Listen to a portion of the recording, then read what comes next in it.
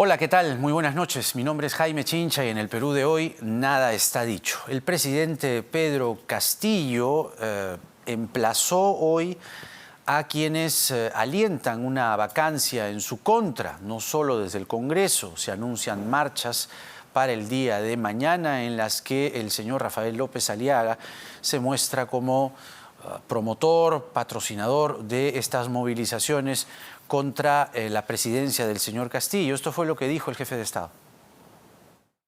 Grupos que quieren negar la participación de un gobierno cuyos resultados electorales nos han traído acá y que estos años se han dedicado solamente a socavar la institucionalidad, pretenden desestabilizar el país. El problema no es Pedro Castillo, el problema no es otra cosa, sino que quieren recuperar el poder para seguir manoseando y manipulando con los grupos de poder. Y en ese marco, debo decirles que así como en el pasado han pisoteado los derechos de los trabajadores y tienen cuentas pendientes por responder ante la justicia, ahora buscan sembrar desorden. No toleran que un maestro rural, un agricultor, haya llegado a la presidencia de la República. La vicepresidenta Dina Boluarte también dijo lo suyo respecto a quienes plantean una vacancia presidencial y habló de golpe de Estado. Desde acá digo, lo que no pudieron ganar en las urnas aquel 11 de abril y luego el 6 de junio, pues que no estén usando, entre comillas, el tema constitucional, el tema procedimental del Congreso para dar un golpe de Estado. Este es un golpe de Estado a un gobierno democrático elegido por el pueblo peruano. Y el pueblo peruano ha dicho el 6 de junio, queremos que Pedro Castillo sea nuestro presidente por 5 años. Constitucionalmente hablando, democráticamente hablando, es respetar eso. La Aliaga está coordinando con sus candidatos a las alcaldías y gobernaciones en las provincias que mañana a esa marcha de favor a la vacancia que están convocando, están viniendo gente pagada desde provincia y les están colocando buses desde provincia para traerlos. O sea, señor López Aliaga, no piense en el país, piense en sus intereses empresariales y personales. Una noticia de último momento: el Poder Judicial acaba de dictar 24 meses de prisión preventiva contra Elmer Cáceres Yica, el gobernador regional de Arequipa, quien, de acuerdo a la tesis fiscal, lideraría la organización criminal Los Hijos del Cóndor. Cáceres, 6 funcionarios de la región y un empresario están investigados por los presuntos delitos de organización criminal, cohecho activo genérico y cohecho pasivo impropio. Repetimos, desde Arequipa llega la noticia de 24 meses de prisión preventiva contra Elmer Cáceres Yica.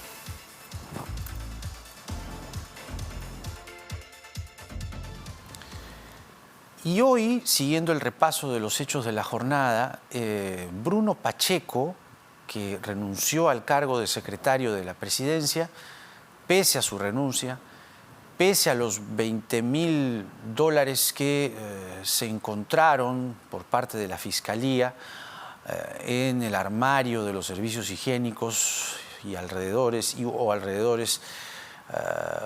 y que el señor Bruno Pacheco tendrá que explicar su origen. Dice que es por su trabajo, pero prometió darles más explicaciones a la Fiscalía y hasta ahora pues la Fiscalía está esperando explicaciones. El señor entró a Palacio, no sabemos exactamente en qué circunstancias. Ha estado también el jefe de la SUNAT implicado en la historia de aparentes presiones para que ciertas empresas no paguen o sus impuestos sean aplazados, ¿no? Eso pasó hoy, llamó mucho la atención. Algunas voces señalan que esto es impropio, ¿no? Y que en todo caso el jefe de la Casa Militar de Palacio debió avisar a la Fiscalía, es decir, por si acaso este señor que ustedes están investigando, que ha renunciado a Palacio, está aquí, ¿no? No sabemos exactamente si eso se habló o no. En todo caso, hay muchos temas que hablar a continuación con el ministro del Interior, Avelino Guillén, que está ya con nosotros. Vamos, ya, se terminó el video. Aquí. Está con nosotros el ministro del Interior, decía Avelino Guillén. Ministro, buenas noches, ¿cómo está? Buenas noches, señor Chinche. Primero, antes de hablar del tema de Bruno Pacheco, que merece, creo yo, algunas explicaciones de parte del Poder Ejecutivo, quisiéramos comenzar por el tema de la vacancia presidencial. Hay una moción que ya ha sido presentada, hay 29 congresistas que la respaldan, hay una movilización o varias movilizaciones, convocatorias, piquetes que se anuncian en diferentes zonas de la ciudad e incluso del país. ¿Cuáles son para usted o cuáles son para el gobierno las motivaciones reales de esta moción? Bueno, en primer lugar, quienes no aceptaron la derrota electoral son quienes ahora han planteado la vacancia presidencial, sin ningún sustento. En base a apreciaciones subjetivas, califican a este gobierno como incapaz, califican al presidente Castillo como incompetente, sin verdaderamente cumplir con lo que establece la Constitución. Entonces, para nosotros esta es una estrategia que empezó el 28 de julio, desde el preciso momento que juramentó el presidente Castillo. No aceptaron la derrota electoral, alegaron fraude, plantearon cientos de recursos de nulidad, todos fueron desestimados por el sistema electoral y acto seguido, una vez que se inició el gobierno, no pasó ni una semana y ya estaban hablando de vacancia. En una semana ya estaban exigiendo respuestas y que el gobierno solucione problemas que se vienen arrastrando hace muchos años. Entonces, esto es una estrategia política dirigida a derrocar un gobierno legítimo, elegido por la voluntad popular, fruto de la mayoría.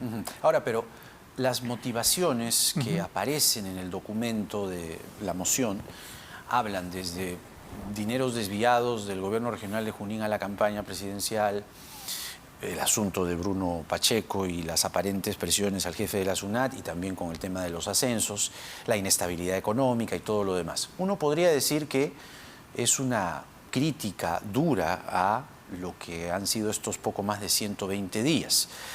Pero ¿cómo refutar eso? Más allá de que usted observa otra clase de intenciones y que esta estrategia comenzó el 28 de julio. ¿Cuál sería el mea culpa? ¿Cuál sería la autocrítica? Mire, se señala que es cierta vinculación con el financiamiento de la campaña. En primer lugar, el profesor Castillo fue un invitado a Perú Libre. Él no ha formado parte de Perú Libre, él no ha tenido ninguna intervención en el manejo de los recursos de la agrupación Perú Libre. Él es un invitado para la presidencia de la República. Después él, para fines de proceso electoral, se inscribe en Perú Libre, pero no tiene trayectoria en Perú Libre. En consecuencia, además, en ningún momento se le ha vinculado al profesor Castillo como investigado en ese proceso que se sigue en relación al financiamiento de Perú Libre. Pero sí la señora Boluarte. Pero lo que están planteando, la vacancia es al profesor Castillo. Pero curiosamente es mencionada en varios pasajes de la moción la señora Boluarte. ¿Usted cree que la intención es vacar al señor Castillo y luego a la señora Boluarte? Claro, acto seguido. Y le atribuyen conductas... Además, la imputación contra la señora Boluarte es extremadamente débil. No tiene mayor sustento. El hecho de que usted abra una cuenta para que se depositen ahí aportes para determinado hecho, éticamente podemos reprochar, pero contenido penal a eso es bastante discutible. Bueno, en todo caso, las investigaciones determinarán eso. Pero acá es claro, quieren vacar al presidente Castillo y acto seguido acometer contra la señora Boluarte. Acá lo cierto es que quienes participaron en un proceso electoral no han aceptado su derrota. Y como tan es así que no aceptaron su derrota, mire usted la coincidencia. Alegaron fraude, pretendieron enturbiar este proceso, plantearon una serie de nulidades y una vez que fueron desestimadas, cuando el presidente Castillo inicia su gobierno, ellos inician el proceso de vacancia en base a argumentos que no tienen ningún sustento. Por ejemplo, el cuestionamiento a los ascensos en las Fuerzas Armadas. Los implicados en ese cuestionamiento han sido separados, ya no están en el Ejecutivo. Entonces, que haya designado ministros con cuestionamiento. Los que han tenido cuestionamiento, todos han sido cambiados. O sea, la forma de gobierno las decisiones del gobierno pueden servir para torcer la voluntad popular. El señor Silva no ha sido removido y tiene algunas imputaciones bastante graves, ¿no? Mire, una vez que el señor Silva, en la hipótesis que sea sacado del Ejecutivo, va a surgir otro. Y así otro y otro y otro. Porque la idea es hacer insostenible el gobierno del profesor Ahora, el gobierno Castillo. también da argumentos, ¿no? Barranzuela, Hay errores, Maraví, yo reconozco, Silva. hay errores, por ejemplo, falta de comunicación, Bellido. una estrategia de comunicación. En caso de la designación del señor Barranzuela, en mi concepto también fue un error. Han habido muchos errores. Pero el hecho que ¿qué gobernante no comete errores? Entonces, eso no puede servir de argumento como para plantear una vacancia. O sea que, por una apreciación subjetiva. Entonces, si yo, por ejemplo, me piden mi apreciación de cómo funciona el Congreso, ¿yo voy a decir disolución por eso? No. Eso sería antidemocrático. Entiendo que se ha reunido usted con el presidente y otros 3 ministros. ¿Han tratado el asunto de la vacancia? Ayer hemos intercambiado algunas ideas en relación al contenido de la vacancia. Yo he dado mi opinión. Yo he sido claro en señalar que este es un golpe de Estado, es claramente una vulneración a la voluntad popular, y le he expresado al presidente que él salga a expresar sus opiniones, se comunique más con la prensa. Esos son mis criterios que he expresado. He señalado que tiene que haber una respuesta de carácter ¿Y por qué político. renuente el presidente a, digamos, como usted aquí en este momento sentado, poder ofrecer una entrevista abiertamente y aclarar algunas cosas? Entiendo yo que él está evaluando y va a salir a declarar. Ajá. Va a dar entrevistas y espero que la prensa... Dígale que lo estamos esperando. Por supuesto. Ahora, no es solo la moción que es promovida y están las firmas por congresistas de Fuerza Popular, Avanza País y Renovación Popular, es decir, sus líderes Keiko Fujimori, Hernando de Soto y Rafael López Aliaga. A la vez, ¿cree usted que alientan las movilizaciones que se van a producir el día de mañana, anunciadas por redes sociales en diferentes puntos de la ciudad? ¿Quiénes promueven esas movilizaciones? Porque también allí está el grupo La Resistencia. Usted y yo sabemos perfectamente, Daniel Olivares también, Johnny Lescano también, Gustavo Gorriti también. Ahí está, ese es por ejemplo, mire, ese es un afiche, punto de encuentro de los buses. Esta es una marcha convocada por Renovación Popular. No dice La Resistencia, ¿no? Pero probablemente, digo, aparecería también La Resistencia. Este es otro afiche que anuncia una movilización desde Villa María del Triunfo. Salvemos al Perú, dice Renovación Popular. ¿Tiene algún, vínculo el grupo La Resistencia, La Insurgencia y todos estos grupos radicales que han aparecido con estos líderes políticos? Mire usted, cuando estaba en proceso electoral, en el conteo de las actas electorales para darse el resultado definitivo, estos grupos realizaron una serie de actos también de extrema violencia para presionar al jefe de la OMPE y al integrante del Jurado Nacional de Elecciones. ¿Para qué? Para que cambien el criterio y declaren fundadas las impugnaciones que habían planteado los personeros y abogados de Fuerza Popular. O sea, la resistencia es un instrumento para determinado objetivo político. Les es funcional. Para eso lo utilizan. Estos grupos de extrema derecha ahora atacan a quienes tienen una posición que pueda resultar favorable a la posición del gobierno. ¿A quiénes atacan? Al Partido Morado. Susel Paredes ha sido objeto de agresión ayer. Atacan a Acción Popular, al señor Johnny Lescano y a otros dirigentes. ¿Recuerda usted cuando se produjo una votación en el Congreso desfavorable a los intereses de ellos? Fueron al local central de Acción Popular a agredirlos a palazos. Entonces, atacan al señor Acuña en su domicilio sucesivas veces porque también votó por la confianza. O sea, toda posición favorable al gobierno inmediatamente es materia de un ataque brutal de parte de estos grupos. ¿Pero es, digamos, espontáneo?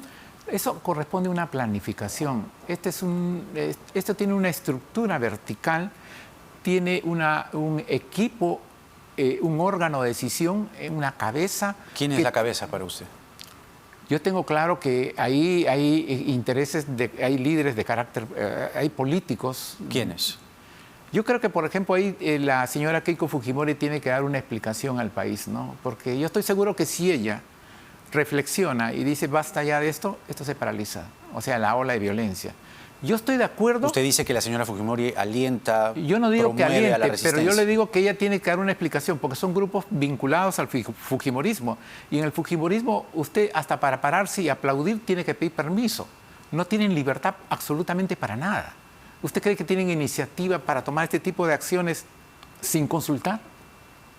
¿La resistencia para usted consulta con Keiko Fujimori, con López Aliaga? Lo que yo tengo claro es que esto no es espontáneo de un grupo de jóvenes que aparecen ahí. Esto corresponde a un plan. Mire usted, atacan al señor Lescano y le dicen traidor, te has reunido con el profesor Castillo.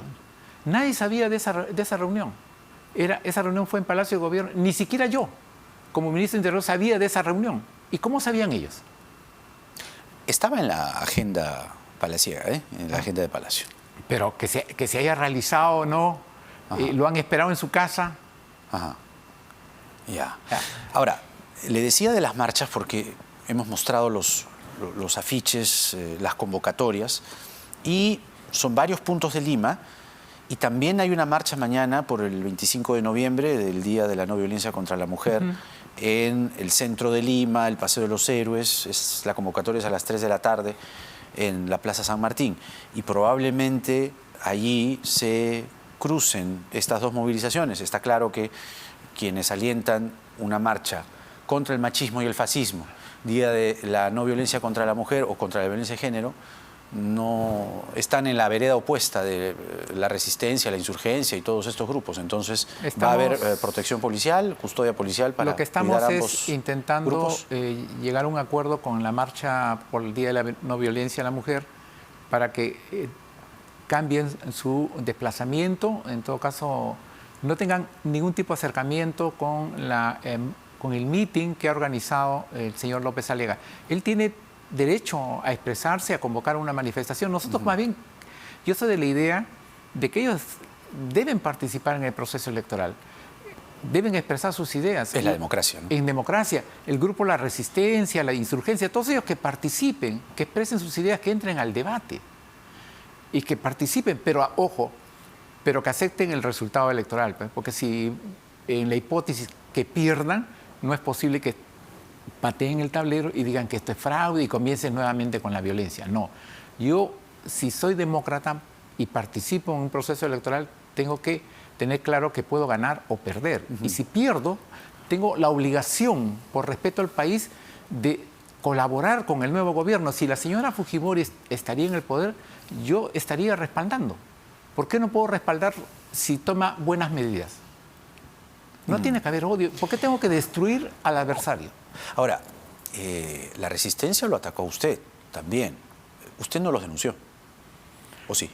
Yo denuncié penalmente ante la comisaría del lugar. Eso da lugar a un proceso y eso quedó ahí, ¿no? Pero el Ministerio del Interior, la policía, o en todo caso una coordinación entre policía y fiscalía.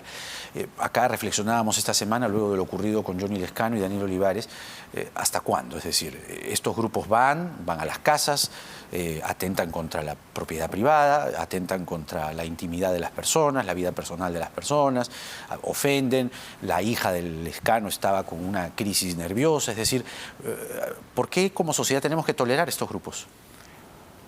Sí, pues es verdad. Yo creo que la Fiscalía tiene que tomar medidas urgentes e impostergables. O sea, el sistema judicial tiene que dar una respuesta y demostrar que en el Perú no existe impunidad, ¿no? Porque si yo cometo un hecho delictivo, tiene que haber una respuesta de carácter penal, tiene que haber una sanción. Eso no puede dar la impunidad. Porque esto, por ejemplo, si usted analiza, está yendo en escalada. Cada vez es más agresivo. Por lo mismo. Por lo mismo, o sea, ahora han ingresado a una casa y han llegado a la agresión física al señor Lescano. Sí. Entonces, no sé lo que va a pasar después. Entonces, la Fiscalía tiene que responder de inmediato. Usted ha sido fiscal. ¿Qué debería hacer la Fiscalía? Los fiscales saben bien lo que tienen que hacer. Yo creo que acá tiene que haber una investigación integral para conocer varias cosas. Uno, quiénes financian estas agrupaciones, quiénes son los que prestan apoyo en cuanto a recursos, movilidad, etcétera, megáfonos. Es toda una organización, un sistema. Tienen un sistema de inteligencia muy marcado. Hay una cadena de mando, hay que ir hasta la cabeza. Lo único que conocemos son los ejecutores. Falta el nivel superior y eso es una investigación que tiene que realizar la Fiscalía. Hablábamos hace un momento de los ascensos y quería preguntarle su opinión sobre Bruno Pacheco. Mostramos las imágenes hace un momento. ¿Qué hacía Bruno Pacheco hoy día en Palacio? Usted ha pedido explicaciones, el señor ha renunciado y además con este mal olor que dejó y una investigación fiscal y todo lo demás, ¿cómo vuelve a Palacio de Gobierno? ¿Cómo ingresa a Palacio? Yo no conozco las razones por las cuales él ha ingresado a Palacio de Gobierno. Supongo que eso corresponde a los responsables de la seguridad de Palacio. Pero está mal, ¿no? Yo pienso que él, una vez que ya ha renunciado, ya no tiene por qué ingresar a No tendría por qué haber ingresado. Salvo que tenga que recoger algún efecto personal, pero acompañado de personal de Palacio de Gobierno. O sea, eso ocurre, ¿no? Cuando yo dejo de trabajar en un sitio y, por ejemplo, me olvidé... Además, ¿de qué manera, no? Salió. Así es. Los dineros y todo lo demás. Ese es un hecho que tiene que investigarse y esclarecerse debidamente. La Fiscalía tiene la obligación de hacer una investigación seria, objetiva e independiente. Entonces... ¿A usted qué le parece que Pacheco haya tenido $20.000 en su despacho, en efectivo? Es un hecho absolutamente extraño que merece un esclarecimiento cabal de parte de la Fiscalía. Y la Fiscalía tiene una serie de resortes y herramientas legales. Por ejemplo, entiendo yo que ya levantó el secreto bancario, está viendo las cuentas del señor Pacheco y estoy seguro que la verdad se va a conocer pronto. Esto es como, dirían por ahí, pues Pacheco y su combo, porque hablando de coroneles de la policía, que es, digamos, la rama que le compete, 4 coroneles que ascendieron a generales asistieron a Palacio, las visitas fueron durante 2 días, estaba Bruno Pacheco, estaba el exministro Ayala, se trata del coronel Manuel Rivera López, uno de los identificados. Esa reunión se produjo justo cuando se había iniciado el proceso de ascensos en la Policía Nacional y Rivera fue uno de los 25 coroneles que ascendió. ¿Qué explicación tiene usted? En todo caso, quienes tienen que dar la respuesta son los coroneles que han ascendido, pero yo no determino quién asciende o no. Yo tengo que respetar la institucionalidad. ¿Pero nota algo irregular aquí? Yo no conocía esa noticia y además eso corresponde evaluar a los estamentos de la Policía Nacional. Conociendo lo que ha ocurrido con el señor exministro de Defensa Ayala, con mucha mayor razón yo no puedo tener ninguna injerencia, ninguna intromisión en el proceso de ascensos en las fuerzas policiales. Pero sí hay, digamos, una representación política. El ministro del Interior es el representante político de la Policía Nacional. Entonces, claro, alguna explicación debe haber nosotros usted buscado. Hacemos una revisión de los propuestos y ninguno de los propuestos tenía un cuestionamiento como para descalificarlo. ¿Y este señor Rivera, que entró a Palacio? No conozco si hubiera tenido un cuestionamiento, yo le hubiera expresado al señor presidente que este señor, en mi concepto, no pasaba. Oiga, recuerde usted que, por ejemplo, ha ascendido, en mi concepto, un policía muy competente como el jefe de la DIVIAC, que es el responsable del mayor número de operaciones que han desarticulado organizaciones criminales. Ha llevado adelante en este año nomás más de 41 operativos de gran significación. Pero según Caretas, usted ha nombrado como prefectos regionales a integrantes de FENATE y Perú Libre. Son funcionarios que, según esta revista, se encuentran ligados al Movadef, cercanos a Vladimir Cerrón. Incluso se identifica, por ejemplo, al señor Reatito Guillermo, que ha sido designado prefecto en Moquegua, y en su historial tiene hechos violentos, como haber protagonizado bloqueos en Moquegua, en la carretera binacional. Yo no hago esa selección de prefectos. Ya. Hace una dependencia del Ministerio del Interior y yo doy cuenta al presidente. El presidente es el que toma la decisión. ¿Pero qué le parece? Por ejemplo, se le mencionaba un caso, hay varios.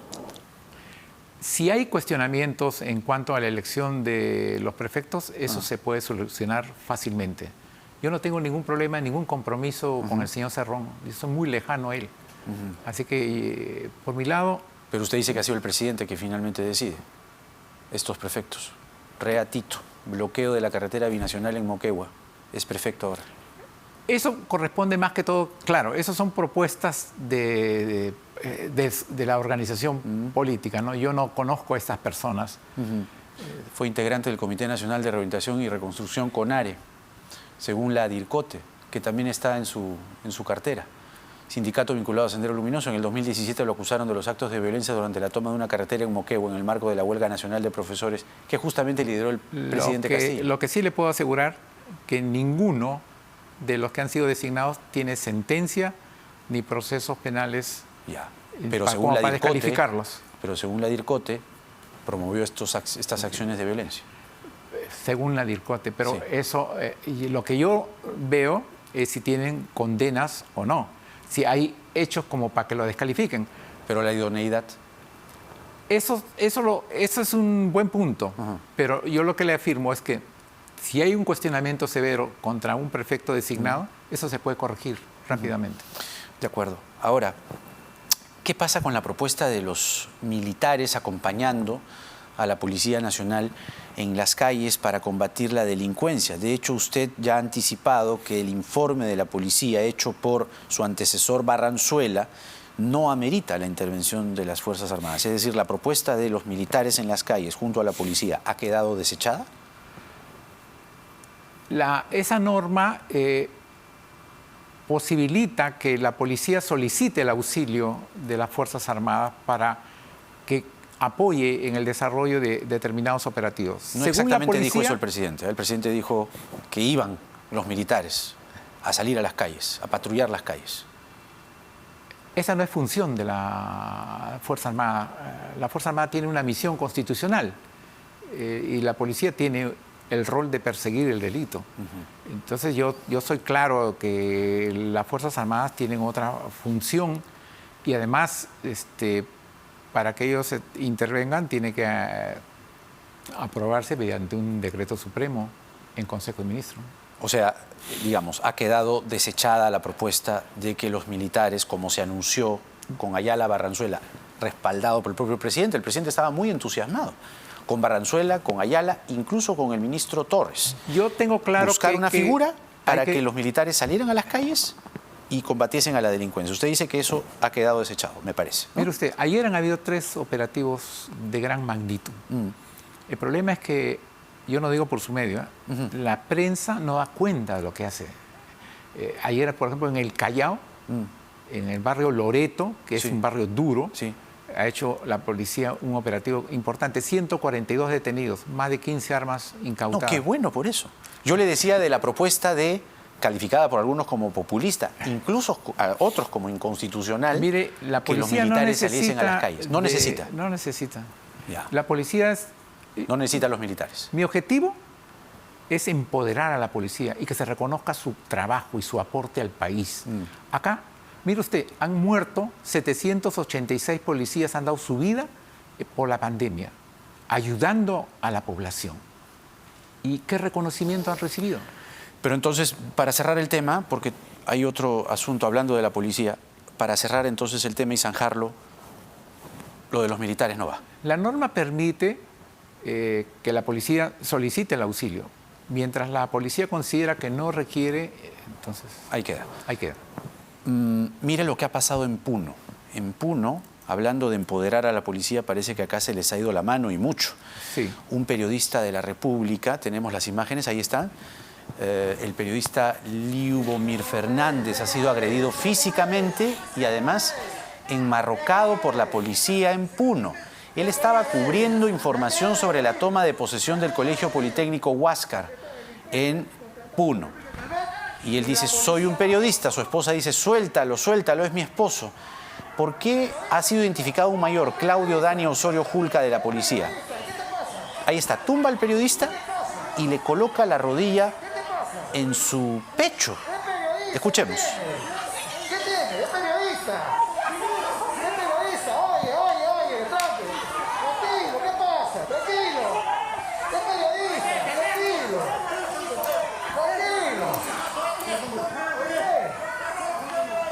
Esto es casi como un George Floyd. Ojalá, felizmente no pasó a mayores, pero la acción del policía emulaba a lo que sufrió Floyd en Puno. ¿Qué explicación tiene usted? Que yo repruebo totalmente. Ya. Y Inspectoría de la Policía va a tomar medidas. Eso se lo digo categóricamente. Ajá.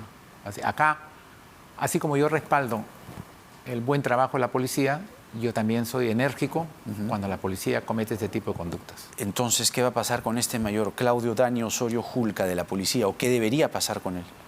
Inspectoría de la Policía Nacional tiene que iniciar un proceso disciplinario y tomar medidas, así como ha ocurrido en el caso del congresista Abel Reyes, que fue objeto de agravio y maltrato verbal en el aeropuerto.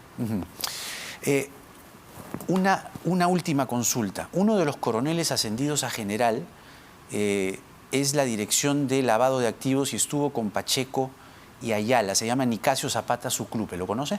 No. Le doy el dato para que investigue, porque hay una investigación por lavado de activos y ha estado además con Pacheco y Ayala. Es otro de los casos que tenemos aquí en nuestros datos. Gracias, ministro, por esta entrevista. A sus órdenes. El ministro del Interior, Avelino Guillén, con nosotros. La promesa de sanciones severas contra este mayor, Claudio Dani Osorio Julca. Inspectoría de la Policía Nacional, a decir del ministro, tiene que actuar prontamente. No se puede permitir una acción así. El periodista Liubomir Fernández estaba cubriendo la toma de posesión del Colegio Politécnico Huáscar en Puno. Vamos a hacer la pausa y regresamos con el ex viceministro de Comunicaciones, Carlos Sotelo. Ha sido cesado por un presunto conflicto de intereses. Y luego Ricardo Márquez, de la Sociedad Nacional de Industrias, sobre la vacancia, porque nada está dicho.